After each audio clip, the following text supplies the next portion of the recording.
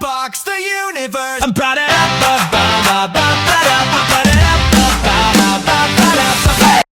Welcome back. I'm Indy RPM. And I'm the Curio Hunter. And this is Unbox the Universe, where we unbox fandom so you don't need to.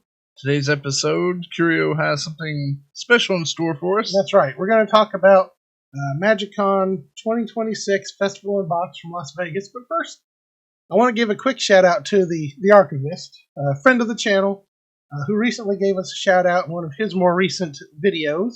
And he said some incredibly kind things. And I just wanted to say, if you came over from his channel, welcome to Unbox the Universe.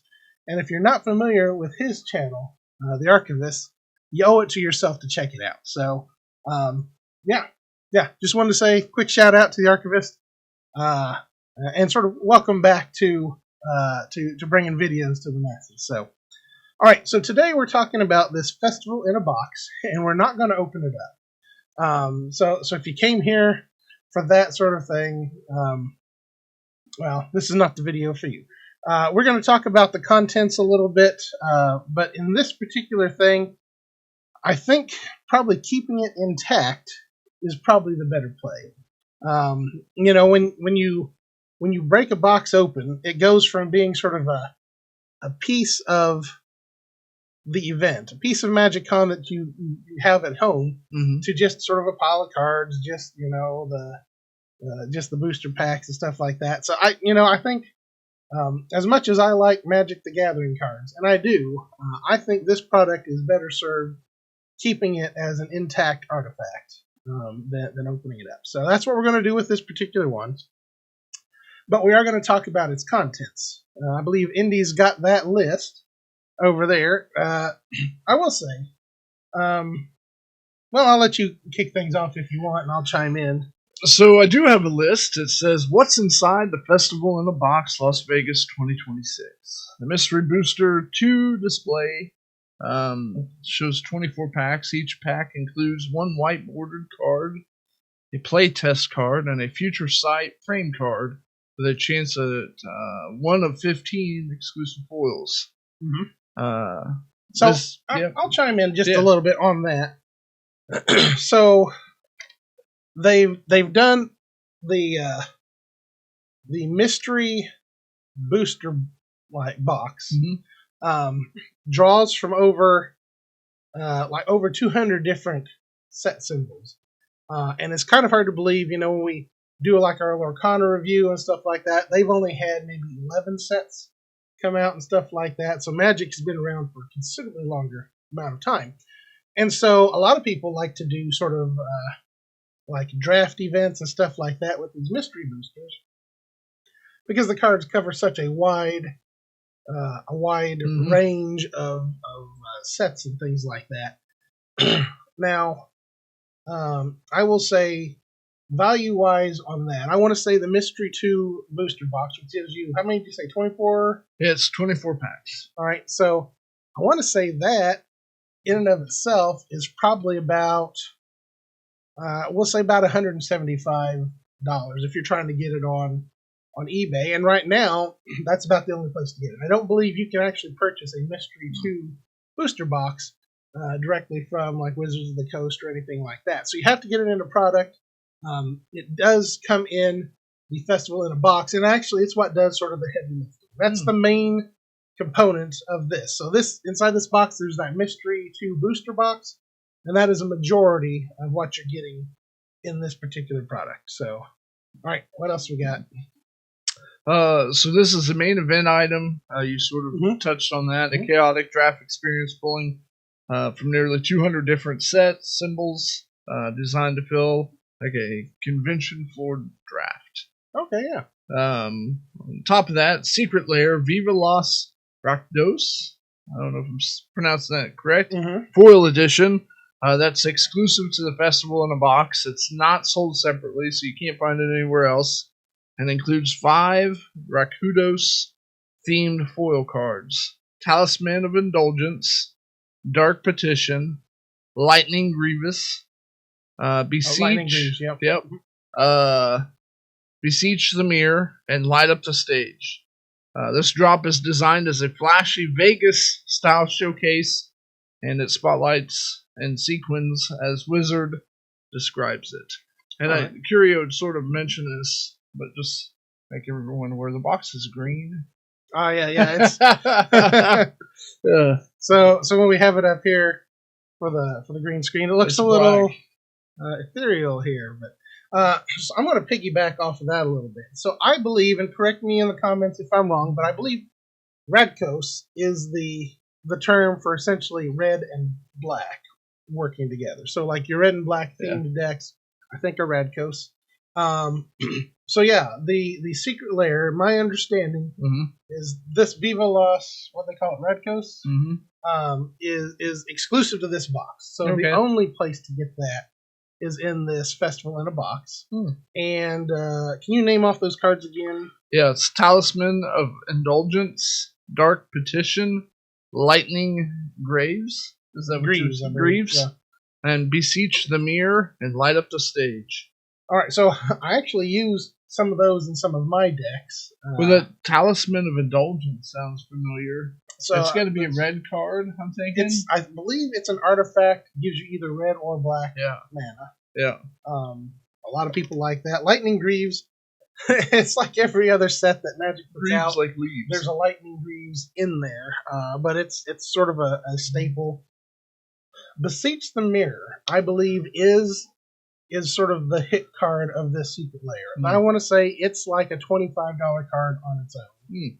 And of course, I think in this particular one, it's a foil secret layer. And so you get like all the, not only that, but I believe they are special. The artwork is like carnival themed, which actually really appeals to me. I like the looks of those cards when I saw them. I can't remember off the top of my head what any particular one looks like. Yeah, I sort of, based off just reading it, to me it sounded like you would receive 5 of these that happen to be foil cards in a complete set, and they wouldn't be sold separately. So ideally, the only way you could get it, I'm almost pretty certain in my deck I have a Talents of Indulgence, right? And so obviously I don't have one that's foiled, right? Well, and it's specific artwork for this product and stuff. Because I do remember seeing that. I think it looked almost like a ticket to get into the carnival or something like that. I think, but in any case, a pretty neat thing. So far we've got the Mystery 2 booster box. We've got the secret layer. What else is in there? So there's 3 promo cards that come with it, all included only in FIB. So there's a foil counterspell with a retro frame. There's a foil consecrated Sphinx. Consecrated Sphinx. Okay. Yep. Yeah. With a retro frame, and then In Residence, which is a playtest card. These promos are high impact commander staples, which industry analysis call a game changing card advantage engine. Interesting. So the promo cards, I assume, are also exclusive to the Festival in a Box, if I understand it right. And maybe I'm wrong, but it sounds like it would make sense that it would be an exclusive. Counterspell. So the way it is, they're doing this. They're making it look retro, but it is a modern card. But they're pulling from I don't know if it was like artwork from the 90s or maybe even earlier and stuff. And with the retro frame, it's going to look like, and this may be problematic, it's going to look like one of the old cards, but it's actually a modern printed card. And I think they've got like a logo and stuff like that to try to denote that. But if you're out there and you're looking for like original counter spells that came out in like their original sets, did the original sets have foils? Are those foils? Yeah. Probably not. Yeah, that was the only thing I could think of that would be a glaring difference between designating one between the other. Well, and so I'm thinking, of course, counterspells, even counterspells aren't that expensive of a card. The playtest cards are interesting. They don't do much for me because they don't have the same kind of artwork. It's kind of got black and white. I almost think of it as like stick figure type artwork, and that's probably offending every artist out there, whatever. But they just have a different look to them, a really distinctly different look. That's not for me. And so then that brings us to Consecrated Sphinx, which I think is the real value card in that particular set of the promos and stuff. So that's if you put them all together, and there will be some people that do like playtest cards and stuff. You can probably look at another $30. I assume value for that. That those were specifically what the name suggests, a playtest card, a card that they came up with an idea of, like, I think this creature, this effect, or this spell or whatever would be interesting, and they just put in some write it all in artwork, there, and yeah. Well, I think, and then test it in play to see whether or not it works out well. I think you are. Yeah, I think that's very much how that goes down. Yeah. So I don't know. Maybe that would be interesting to see what weird sketches or interesting things would end up on the card. Well, I mean, of course, if you're used to playing with people that use proxies in their deck as well, I mean, you never know what you're going to see and stuff. But yeah. So I think there's value there, and maybe the sum of its parts might be worth more than the cost of the whole. Of course, the market will work that out over the next, weeks, months, year, or whatever. But that is essentially the festival in a box. And you get it on the secret. Well, there's a couple ways. You could have either gone to MagicCon and got it at the convention itself, or on their Secret Lair website, Magic Secret Lair website. When it goes for sale, you get in the queue. Usually you wait like 30 minutes or whatever, and then when it's your turn to pop up, you have just a few minutes to put your order in. I think they limit you to 2, but that is how you can get one of these yourself, and then it usually sells out pretty fast.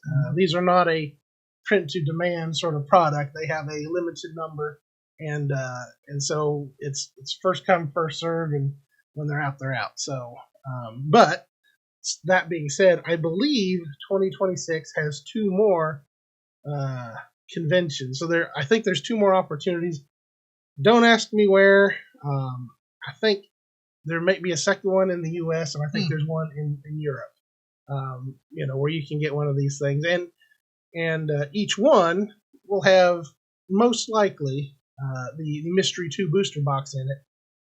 I don't know if the promos will change or not, but most likely that Secret Lair will almost definitely be themed to whatever the MagicCon theme is in a particular place where it's being held. So that is actually about all that we have to say for this particular product. We'll go back and pop this in the vault and just enjoy looking at it. I mean, I wish you could see a little bit better. It's a neat looking box, and the contents are even neater on the inside. Again, there's plenty of videos out there where you can see what's on the inside. We just want to give you sort of a take of what's in there, but also, give sort of the reasonings why I want to keep this one intact. It's sort of a snapshot of Magic history. It's the first one that I've ever been able to get my hands on. And stuff, but had you made an attempt in the past?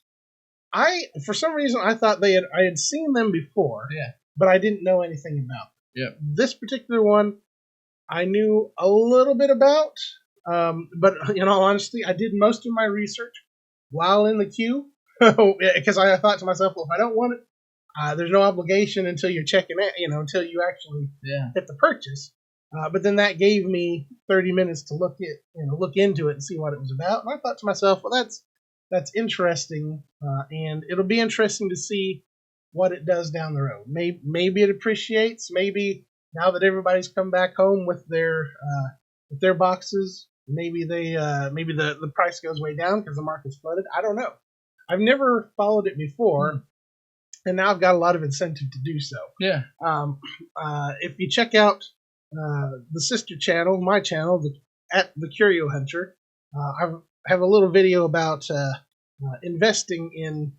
I talk a little bit about Lorcana and Magic cards, so we'll do a video over there about investing in Festival in a Box, and you can let me know your strategies and what you would do, whether you'd keep it intact. I guess the options are you can try to flip it, sell it as it is. You can piece it out, because we did talk the value of the parts is probably more than the value of the whole. Or do you wait you put it in the vault for 5 years and then bring it back out and try to do something with it? I don't know. Or is it every time you open the vault, it just puts a smile on your face looking at it, and then you just close it back up and it's nice, dark, humidity-free place? Who knows? But so we'll see. But we wanted to show this one off and give a quick shout out to friend of the channel, the Archivist, who again said some nice things on his channel about us, and we're fans of his anyway, so thought I'd mention that also. That's all I got. Okay. Yep. Well, I've been Indie RPM. And I'm the Carrier Hunter. This has been Unbox the Universe, where we unbox fandom so you don't need to. This week we had the Festival in the Box, Las Vegas 2026 edition. Curio broke down with us the contents and the possibility that this may be a banger later on and down the road. Who knows? Let us know in the comments what you think. Yep. Till next time, happy collecting. Thanks for watching. Unbox the universe. Let the cosmos roll. Rip that pack, drop that card, lose a little control. From the commons to the legends, every pull's a burst. Turn the whole room up when the stars come first. Unbox the universe. The universe. I'm proud of